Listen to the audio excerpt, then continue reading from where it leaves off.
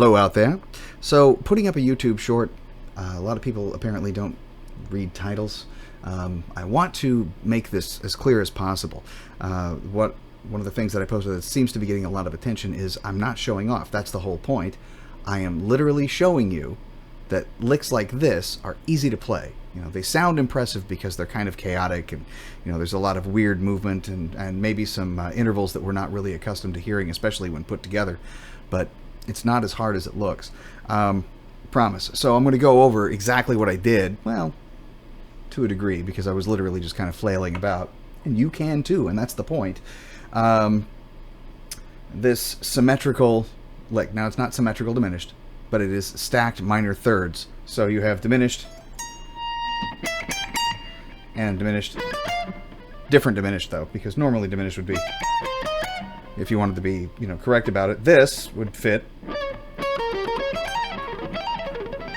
But this, right, this is just completely symmetrical. Everything's starting on the 12th fret, 12, 15, and 18.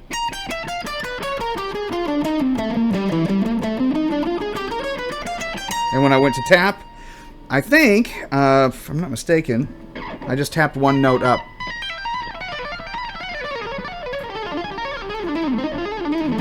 This is not hard.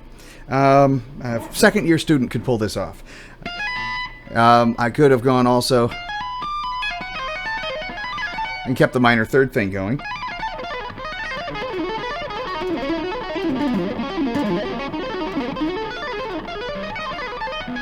Again, it sounds impressive. It's not impressive because it doesn't really require you to think. You're not shifting positions. You're not playing different notes on different strings. There's no accounting for the fact that this is tuned, differently than this. This is a third. This is a fourth. That's a fourth. There's no accounting for any of that. This is a purely symmetrical, and it's not the same as the Van Halen. However, that's half step and whole step, something like that. Really not totally sure. I know this part is,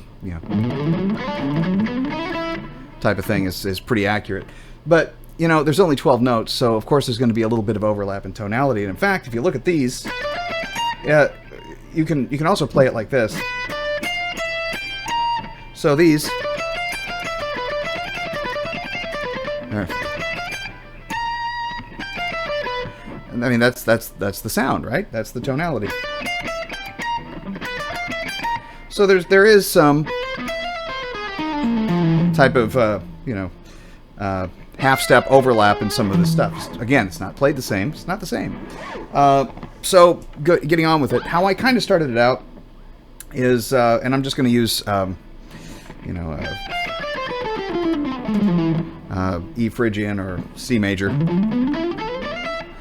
to demonstrate this. This is kind of where I was going as far as like sequences I was using. So you can do the Al Di Meola, Paul Gilbert, and I wasn't doing the picking type of thing. I was just hammer, pick, hammer, hammer, pick, pick.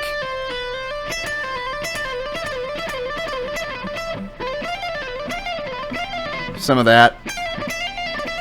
Some of that. Fours. 1, 2, 3, 4, 1, 2, 3, 4, or straight fours.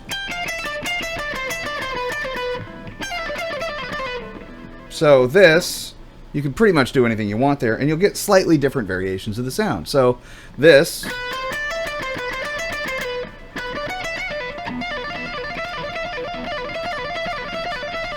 it sounds nuts. It's not. It's just this. Now, if your fingers want to do that, that's great. If you need to work on it a little bit, again, a second-year student should be able to pull this off. There's your fours.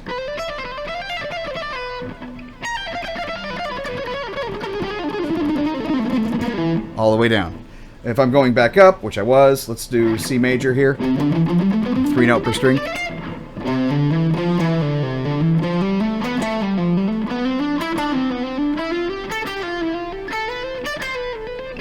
And that's just 1, 2, 3, 4, and back down.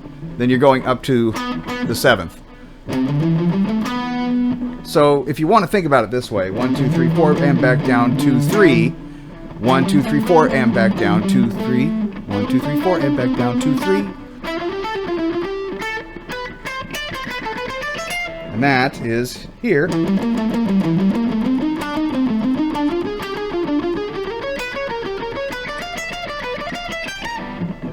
And faster.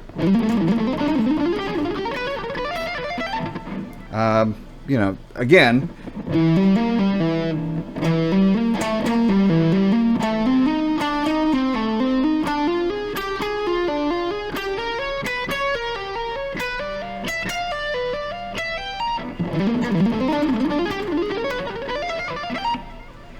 it's not as hard as it sounds. When you play it quickly, you know, it makes you kind of go, whoa, crazy. It's not that much. So we're going to add another note to it. And also, you know, you could do, you know, if you wanted to,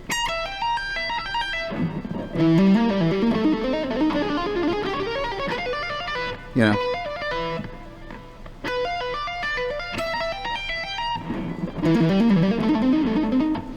just noodle around, have fun with it, go nuts. Literally, those are the only notes that are in it. So adding a note, you can add any note that you want. It really doesn't make a difference. You could stay symmetrical and do minor third on top.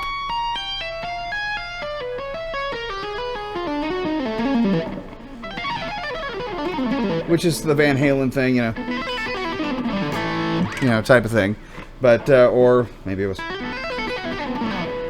But this is the same.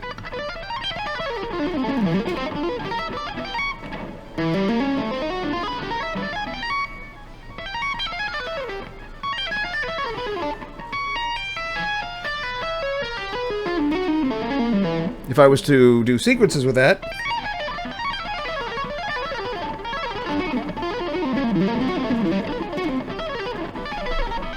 you can skip strings, you just have fun with it. The other point, again, it's not that impressive, it's just, you know, symmetrical crap.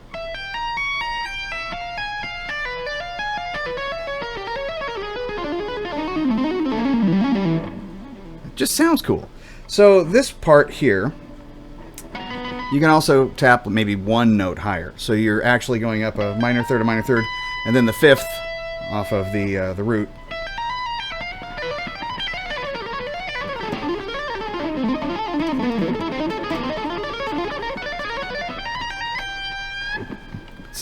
It's just chaos. That's all it's supposed to be. It's flash in the pan. But again, it's, you know, what's this thing called? It's licks that sound impressive that actually, you know, aren't. Go up a full octave. Have a good time with that. Go, you know, go bounce out. I don't know. Do, instead of minor third, do, you know, major thirds. Now, the only problem with that is that once you start getting a stretch like that involved, it does start to become difficult.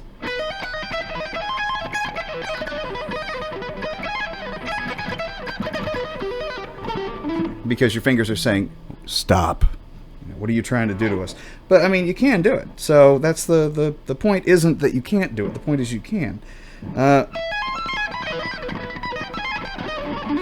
You know, just play it better than I do. Go ahead. Have a good time with it. But the this initial thing...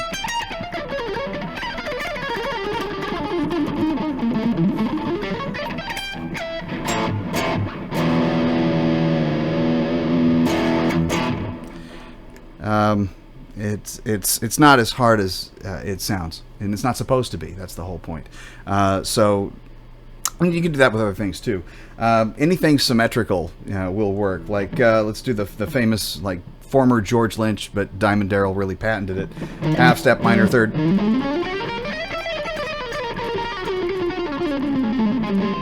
Neat. Let's do a minor third on top of that.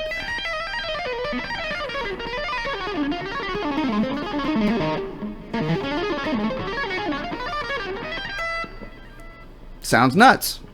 The point is to, you know, kind of create a little spot of chaos that hits the listener's ear and makes them go, huh?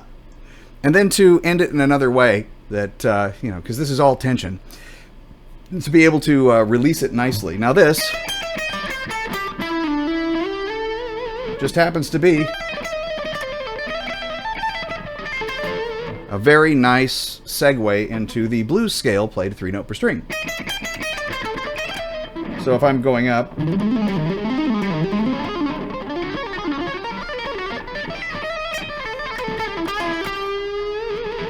and of course, you know, I'm just messing around, but, you know, construct something nice out of it. You'll see that it actually works out pretty well. But again, it's not so much what you play, it's how you finish.